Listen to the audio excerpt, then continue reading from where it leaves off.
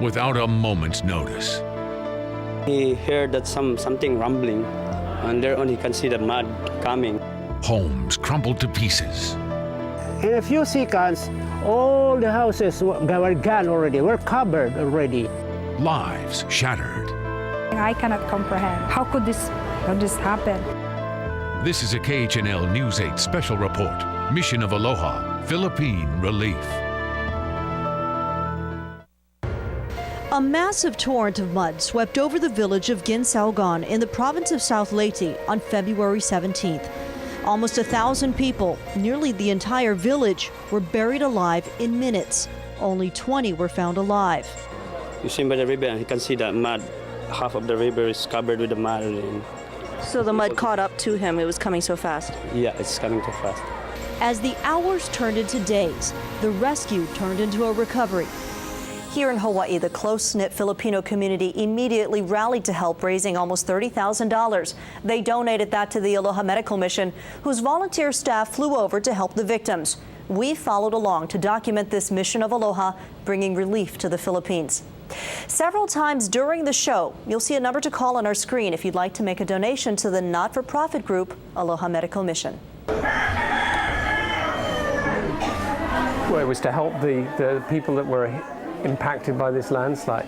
Not only the people who were in the village, but also people who were evacuated from nearby villages. Yes, that's the basic, mission of the Aloha Medical Mission, to serve, the unprivileged and the poor. The Aloha Medical Mission partnered with the Congress of Visayan organizations, an umbrella group representing 20 Filipino clubs, to travel to the Philippines with medicine and money.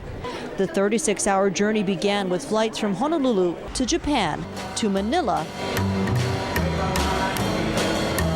Ladies and gentlemen, we have just landed at Tacloban Airport. Welcome to Tacloban City. To Tacloban.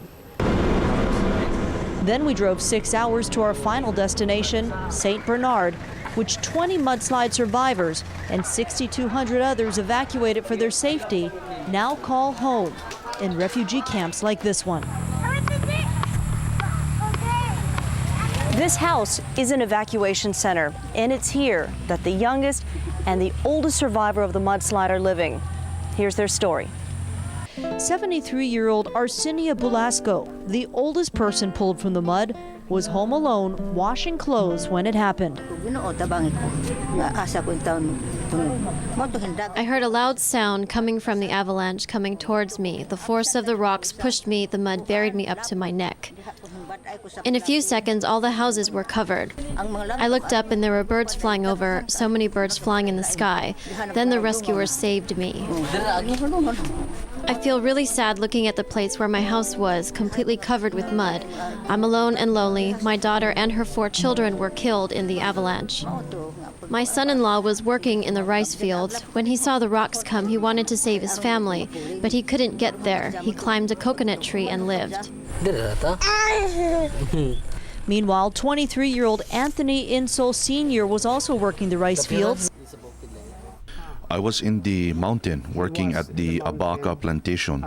My wife and child were home.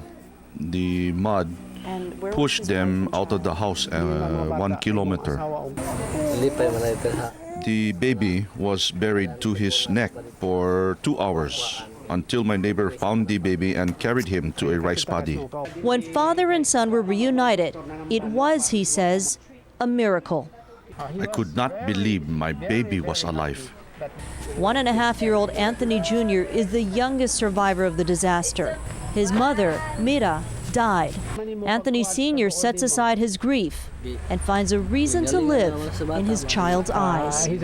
I just play now with the child, so I don't think about the pain and sadness. I feel I have to live now to take care of the baby. As for Arsinia Bulasco, memories of that horrible day still haunt her. I'm afraid it will happen again. I pray that it won't. I cry when I remember my daughter and grandchildren. These are 2 of her remaining children who returned to St. Bernard after the landslide. She will live with them soon. I'm happy when I see my daughters that are here. Velasco is also grateful the world has not forgotten her. I'm very happy the medical mission helped us. I'm thankful a lot of Filipinos in Hawaii are also willing to help. Nalipay ko.